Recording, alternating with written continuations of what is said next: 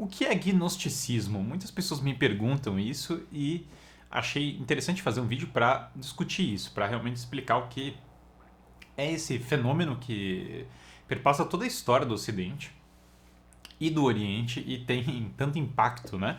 Embora seja às vezes muito pouco estudado e conhecido. A palavra gnosticismo vem de gnosis. Gnosis é conhecimento em grego. Basicamente, o gnosticismo surge de um sincretismo que aconteceu ali no mundo helênico. O mundo helênico foi o seguinte: quando Alexandre o Grande ele sai da Grécia e vai conquistando o Oriente, né? Então aquilo vai tendo uma mistura da cultura grega com a cultura daqueles povos dos quais ele foi conquistando. Se gera um grande sincretismo, uma mistura de todas aquelas religiões e culturas. Que, aliás, Alexandre o Grande era contra esse sincretismo, né? Inclusive, ele manifestou isso para o. Alexandre o Grande, não, desculpa. Aristóteles, que foi o mentor de Alexandre o Grande, era contra esse sincretismo, manifestou isso por discípulo. Não obstante, Alexandre, de certo modo, favoreceu esse acontecimento. E aí, nessa mistura-se a astrologia da Babilônia, magia da Pérsia, com a religião dos mistérios grega, com mitos egípcios, e daí dessa mistura começa a surgir aquilo que é muito próprio da cultura helênica e essas doutrinas religiosas que misturam todo esse negócio. Tem um livro sobre isso chamado The Gnostic Religion, do Hans Jonas, que narra muito bem esse período e esse acontecimento. Quando surge o cristianismo, vai ter uma manifestação dessa tendência religiosa como uma heresia do gnosticismo. Então, portanto, se no cristianismo a salvação é pela graça, por amor a Cristo, por um dom de Deus a salvação, embora, claro, nós temos de buscar as virtudes e tal, mas você tem as virtudes teologais, como aquelas que são salvíficas, a fé, a esperança e a caridade. No gnosticismo, a salvação vai ser por um conhecimento. Conhecimento do quê? Uma gnosis, né? Um conhecimento de uma sabedoria perdida. Por que essa sabedoria perdida? Bom, basicamente porque aí tem muitas variações, tem muitas expressões de gnosticismo históricas, mas muitas vezes é porque nós temos uma dualidade, certo? Nós estamos presos em um mundo mau, nós precisamos nos libertar desse mundo mau e retornar para o mundo verdadeiro, certo? Então a matéria é má, muitas vezes é assim que é a doutrina gnóstica, e nós somos como uma centelha divina, uma luz divina presa na matéria má, presa nos nossos corpos, né? Então, na medida que nós nos libertarmos dessa centelha divina, nós vamos rumar contra o Deus falso, o demiurgo, que criou esse mundo da matéria, esse mundo que nos aprisionou na matéria, e aí nós vamos nos libertar e voltar para o Deus real, e para isso nós precisamos de um conhecimento que não está acessível ao comum das pessoas. Um conhecimento secreto, um conhecimento que é uma sofia, que é uma das intermediações entre nós e esse Deus original. Às vezes, no modelo gnóstico, esse demiurgo surgiu de emanações, certo? Então você tem um Deus original, dele foi emanando, ele foi espalhando como uma cebola, tal, foi tendo as camadas. E aí, na medida que ele ia espalhando as camadas mais distantes eram mais afastadas. E aí, de uma dessas emanações surge esse demiurgo que nos aprisiona na matéria. Essa é uma narrativa possível, né? Toda a tradição esotérica no Ocidente ela vai ser tremendamente impactada por essa visão gnóstica, né? Um dos primeiros gnósticos cristãos foi um tal de Simão, um mago, que tenta fazer esse cristianismo sincrético com esses mitos da religião dos mistérios grega, etc. E aí, durante o cristianismo vai se fortalecer essa tendência, até que Irineu de Lyon, Santo Irineu de Lyon, vai escrever um dos melhores livros da história, talvez o melhor livro, grande livro sobre o gnosticismo, que é chamado Adversus Hereses, que trata do problema gnóstico. Então esse é um grande clássico da patrística, ele vai abordar esse tema, vai explicar quais são os problemas dele e tal. Vão surgir, evidentemente, várias manifestações disso, vai continuar progredindo a coisa e tal.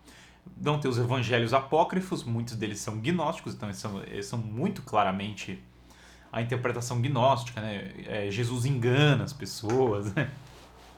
Jesus tem um conhecimento que ele não conta para os outros, e ele tem uns feitiços, domina a natureza, que é coisa meio da magia, adivinhações. Então, assim, claramente você vê a influência esotérica aplicada aos evangelhos, né?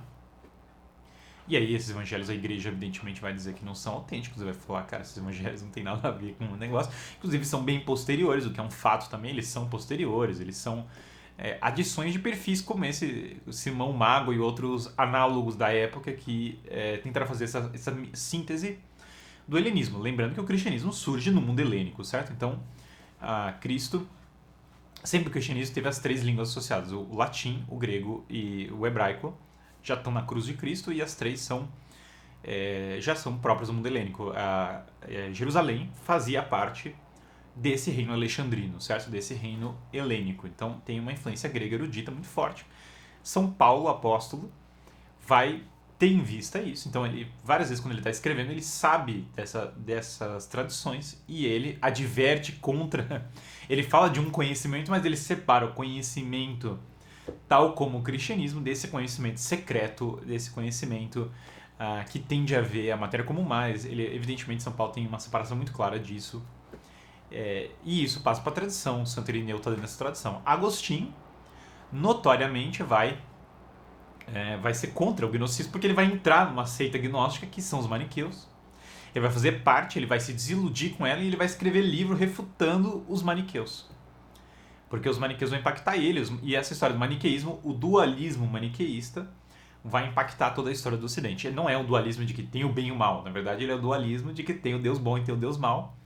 E aí, nós precisamos vencer esse Deus o mal e tal. Então, e aí teria esse conhecimento e tal. E daí Agostinho chega nos sábios do gnosticismo, daí ele vê que os caras não eram tão sábios assim. Tinha vários problemas da vida diária que eles não respondem, daí ele fala assim, gente, pelo amor de Deus, né? A Igreja Católica tem uma realidade muito mais profunda do que essa. Isso, de fato, foi uma experiência que viveu Agostinho. Na Idade Média, vai estar sempre pairando essas tradições gnósticas como inimigos ali da Igreja. Os dulcinianos, os valdesianos, numa fase posterior. E a mais famosa vão ser os albigenses. Os albigenses vão tomar conta do sul da Itália. Vai ser uma confusão imensa. A ordem dos dominicanos, são domingos, surge em grande parte para combater os albigenses. Um nobre meio misterioso chamado Simão de Montfort vai conduzir o combate e milagrosamente eles derrotam os albigenses. Com a devoção do terço ali difundindo entre as pessoas, conseguem derrotar. São Tomás de Aquino tem uma grande filosofia, ele é discípulo de São Domingos, e com uma grande filosofia muito focada em valorizar a bondade do mundo criado, a bondade das coisas, a bondade na natureza, a lei natural. Uma visão bastante positiva da natureza, focada na criação divina. Inclusive, visão positiva do ato sexual, que os gnósticos têm, eles tendem a ter essa coisa das... Ou eles tendem para um hedonismo, para voltar para o Éden, né? Então, um adamismo, então é um hedonismo louco, ou eles tendem para autoflagelação, automutilação, odiar o corpo. Como você quer se libertar do corpo, você se liberta por meio de um hedonismo ou de uma autoflagelação. São duas linhas que os gnósticos podem adotar. Os albigenses eram mais severos, muita coisa que se acusa da Idade Média, às vezes ser severa e tal, na verdade era os gnósticos, os albigenses, ou cátaros. Cátaro quer dizer o puro, né?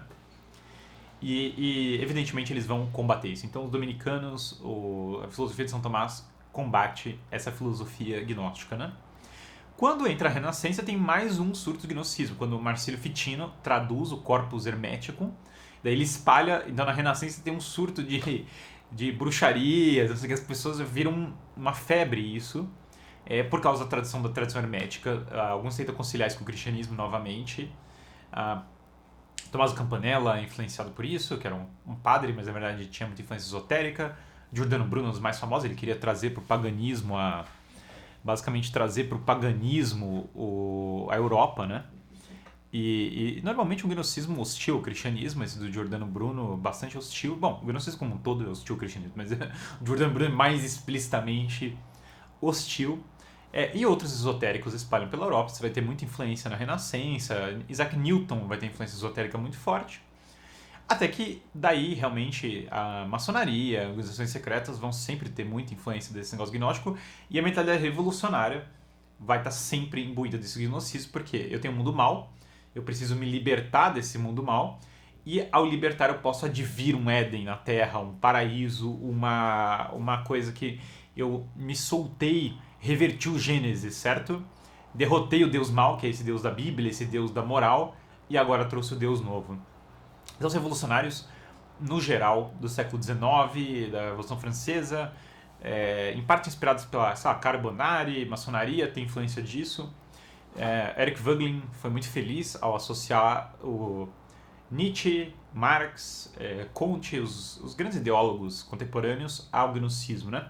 Notoriamente, Hegel tem um livro chamado Hegel e Tradição Hermética, que mostra que o Hegel foi muito influenciado pelo hermetismo. O jovem Marx era totalmente esotérico, então muito li esses autores. E Zaratustra, por exemplo, que é o profeta do Nietzsche, maniqueu, era um profeta maniqueu. Então Zaratustra é um símbolo maniqueu que o Nietzsche usa. O Nietzsche não era alheio a conhecer essas tradições. Então, só que no caso do Nietzsche e do Marx, de uma maneira mais materialista, certo? Então, normalmente pensando de maneira ateia, mas com a estrutura do sistema revolucionário, um pouco a estrutura das 3 eras que o Eric Voegelin mostra, que é aquela estrutura você tem a era do pai, que vem lá do Joaquino de Fiori, lá na Idade Média, era do pai, a era do filho e a era do Espírito Santo. Então você agora vai vir uma nova era que tudo será melhor. O revolucionário tem muito em vista isso. Se eu matar a era atual, vai vir uma nova era sem o mal, certo? Então isso é uma coisa que paira na mentalidade revolucionária. Ela tem fortíssima influência do gnosticismo. Então o gnosticismo é meio que um dos grandes pais da mentalidade revolucionária. Comicamente, tem um vídeo do Allen Ginsberg, que é um hippie, um dos fundadores do hippismo, sei lá como descrever isso, no programa do William Buckley.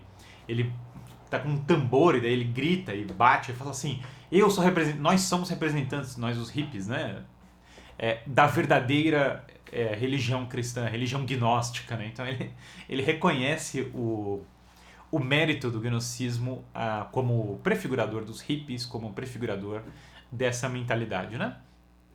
Evidentemente, tanto uma linha mais tradicional da filosofia clássica, porque alguns quiserem interpretar Platão ao modo gnóstico, coisa que Agostinho, por exemplo, rejeitaria, mas tanto uma interpretação tradicional da filosofia clássica quanto o cristianismo tendem a se opor ao gnosticismo, né?